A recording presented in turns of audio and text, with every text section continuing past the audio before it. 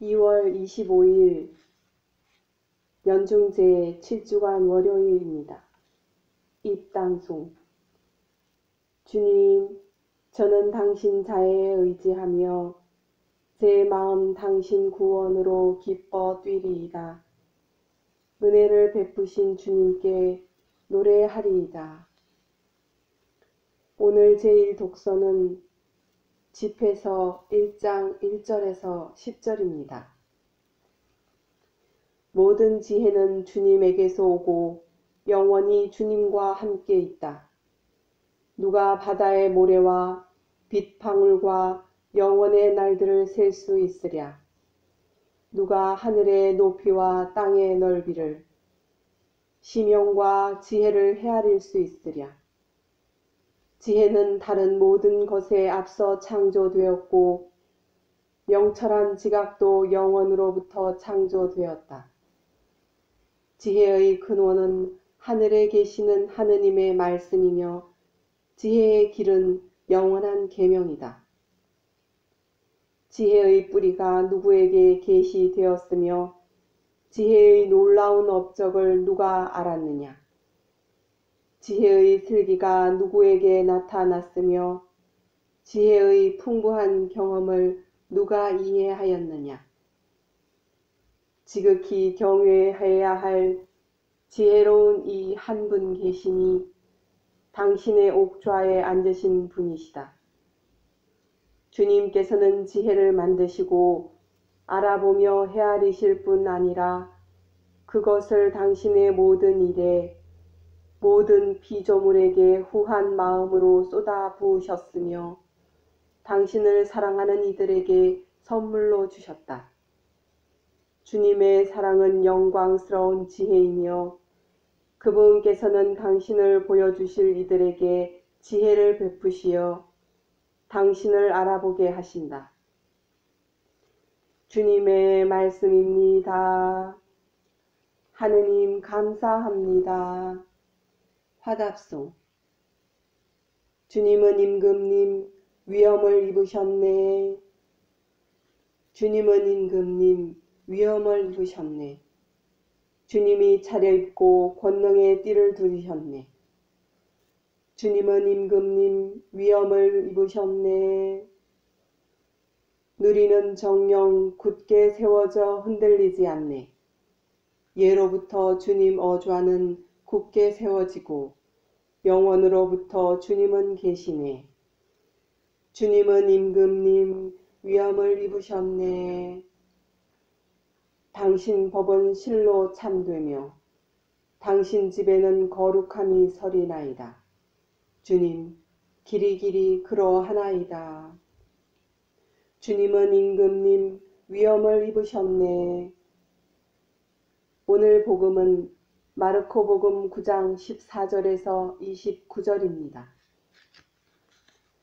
그때 예수님과 제자들이 산에서 내려와 다른 제자들에게 가서 보니 그 제자들이 군중에 둘러싸여 율법학자들과 논쟁하고 있었다.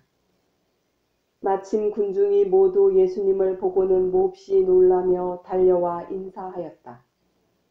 예수님께서 그들에게 저들과 무슨 논쟁을 하느냐 하고 물으시자 군중 가운데 한 사람이 대답하였다. 스승님, 벙어리 영이 들린 제 아들을 스승님께 데리고 왔습니다.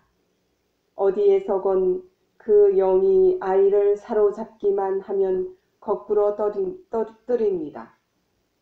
그러면 아이는 거품을 흘리고 이를 갈며 몸이 뻣뻣해집니다. 그래서 스승님의 제자들에게 저 영을 쫓아내 달라고 하였지만 그들은 쫓아내지 못하였습니다. 그러자 예수님께서 믿음이 없는 세대야, 내가 언제까지 너희 곁에 있어야 하느냐? 내가 언제까지 너희를 참아 주어야 한다는 말이냐? 아이를 내게 데려오너라 하고 그들에게 이르셨다. 그래서 사람들이 아이를 예수님께 데려왔다. 그 영은 예수님을 보자 곧바로 아이를 뒤흔들어 댔다. 아이는 땅에 쓰러져 거품을 흘리며 뒹굴었다. 예수님께서 그 아버지에게 아이가 이렇게 된 지 얼마나 되느냐 하고 물으시자 그가 대답하였다. 어릴 적부터입니다. 저 영이 자주 아이를 죽이려고 불 속으로도 물 속으로도 내던졌습니다. 이제 하실 수 있으시면 저희를 가엾이 여겨 도와주십시오. 예수님께서 그에게 하실 수 있으면 이 무슨 말이냐? 믿는 이에게는 모든 것이 가능하다 하고 말씀하시자 아이 아버지가 곧바로 저는 믿습니다. 믿음이 없는 저를 도와주십시오 하고 외쳤다. 예수님께서는 군중이 떼를 지어 달려드는 것을 보시고 더러운 영을 꾸짖으며 말씀하셨다. 벙어리, 귀머거리 영아, 내가 너에게 명령한다. 이 아이에게서 나가라. 그리고 다시는 그에게 들어가지 마라. 그러자 그 영이 소리를 지르며 아이를 마구 뒤흔들어 놓고 나가니 아이는 죽은 것처럼 되었다. 그래서 사람들이 모두 아이가 죽었구나 하였다. 그러나 예수님께서 아이의 손을 잡아 일으키시니 아이가 일어났다. 그 뒤에 예수님께서 집에 들어가셨을 때에 제자들이 그분께 따로 어째서 저희는 그 영을 쫓아내지 못하였습니까? 하고 물었다. 예수님께서는 이렇게 대답하셨다. 그러한 것은 기도가 아니면 다른 어떤 방법으로도 나가게 할 수 없다. 주님의 말씀입니다. 그리스도님 찬미합니다. 오늘의 묵상. 오늘 복음은 예수님의 제자들이 간질 증상이 있는 벙어리 영이 들린 아이를 고치지 못하자 예수님께서 직접 치유해 주시는 이야기를 들려줍니다. 이 치유 이야기에서 우리가 먼저 볼 것은 기적과 믿음의 관계입니다. 예수님의 기적은 표징입니다.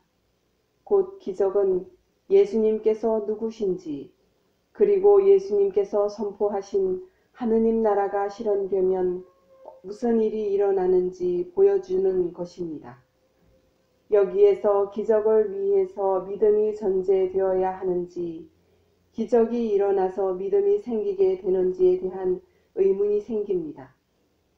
예수님께서는 아이를 치유하지 못한 제자들을 믿음이 없는 세대라고 꾸짖으셨고 아이 아버지에게 믿는 이에게는 모든 것이 가능하다라고 말씀하십니다. 그러자 아이 아버지는 저는 믿습니다. 믿음이 없는 저를 도와주십시오 하고 외칩니다.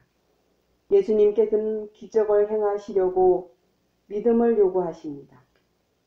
당신에 대한 완전한 신앙 고백을 요구하시는 것이 아닙니다. 그것은 예수님께서 하느님의 힘으로 병을 고쳐주시리라는 최소한의 믿음입니다.